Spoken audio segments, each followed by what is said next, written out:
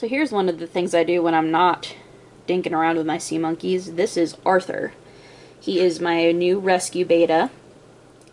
He is a blue marble, and he is a little special needs fella because, let's see if I can show you. One of his eyes is bulged out, and his previous owner says that he has had that ever since they purchased him. And his other eye, I don't know if there's anything wrong with it, but both of his pupils are red. So I don't know whether this is what causes him to have very poor eyesight, or whether it's the injury, or I don't know. But he's my little special boy, and I'm gonna feed him if I can grab my food. Here we go. Oh yeah, I think he hears me opening the container. He's like, oh yeah, dinner time.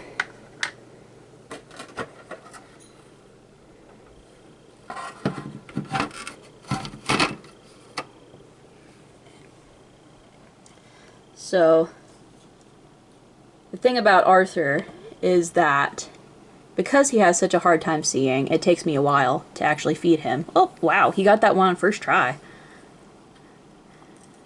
He has to go and prove me wrong, but I usually have to put in a couple pellets before he sees them and eats them. I feed him 2 pellets twice a day. Right here, buddy. Oh, so close. You almost had it. So yeah, he missed that pellet. It fell to the bottom. There you go. Wow, that's one of the fastest times he's actually eaten his pellets. It usually takes him a few tries before he actually finds them. But we're getting better about like the distance I have to put it from his face before he's able to see it. He's a good boy. I love him. Hi, bud.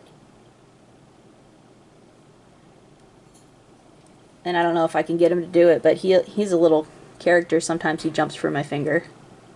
You gonna get me? Gonna get me?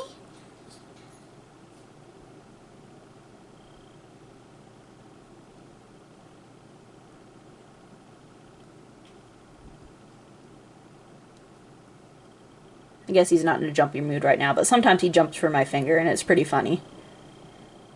He'll try and get me. He's a little character. I love him. He's probably one of the most feisty betas I've had that isn't feisty in an aggressive way. He's just playful. Like, I had one beta, King. He was feisty in an aggressive way. He would flare up at anything. But Arthur's just feisty in the fact that he's, you know, he'll jump for your finger and he'll chase you around. What's a little bit unfortunate is that I'm always afraid that he's going to end up eating a snail because of his vision impairment. Because I have a colony of Malaysian trumpet snails. I don't know if you can see, but sometimes they like to float on the surface of the water. They have the water tension. You know, they're small enough that they can just grip onto the surface of the water. Uh-oh, don't eat it. So I always worry he's gonna just swim by and eat one of the snails. I don't know how that would affect him. I'm hoping that he'd be able to pass the shell. But it's not like I can just take the snails out. I would have to poison them to get them out of the tank, and I don't feel like doing that because I also have mystery snails. And I pay good money for those, and I don't very much feel like killing them. So it's either I get some assassin snails and risk my mystery snails, or just let them be and hope for the best. But he's a really sweet beta. So my last beta, he had cancer. So I was looking for a new beta, and I had contacted one rescue, and I didn't hear back from them, but I went on to another local. Oh, he just nipped at a snail, but the snail fell down. But I contacted the rescue group, and they didn't have any betas available, so I didn't hear back from them in time. But I did find a rescue, quote-unquote rescue group. It's kind of like a group where people just go to swap or, you know, find new homes for their reptiles and fish. And some lady was looking to rehome Arthur, and I was very fortunate to be the one who was able to adopt him.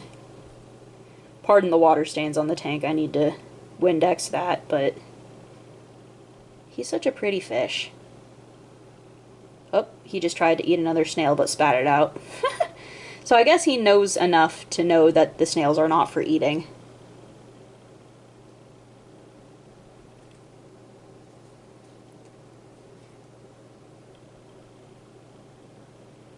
He's such a good boy. And he's friendly too, like a lot of the time he'll just be chilling at the bottom of the tank resting. His favorite place is to rest under this Anubias. And whenever he sees me walk by, he'll be like, oh hey, what's up? You gonna feed me? I'm trying to grow a pothos cutting in the hang on back filter. Let's see if it's got any root. Oh, nope. It's rotting. Unfortunate. Man.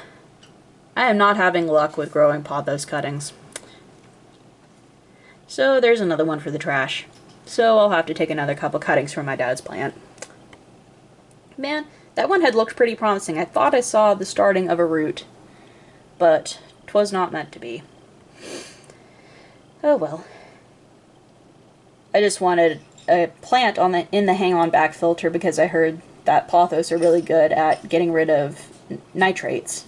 And it's not like my nitrates are super high, but I do have the snail colony, so it's like any extra sucking out of the nitrates that can happen is good for my tank.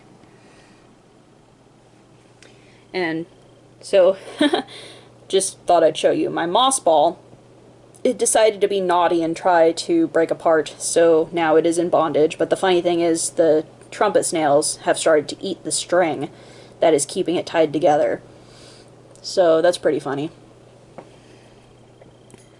Here's one of my mystery snails. I don't know where the other one is right now. I'm sure it'll show up. But, yeah. Here's my other aquatic pet. Pretty cool.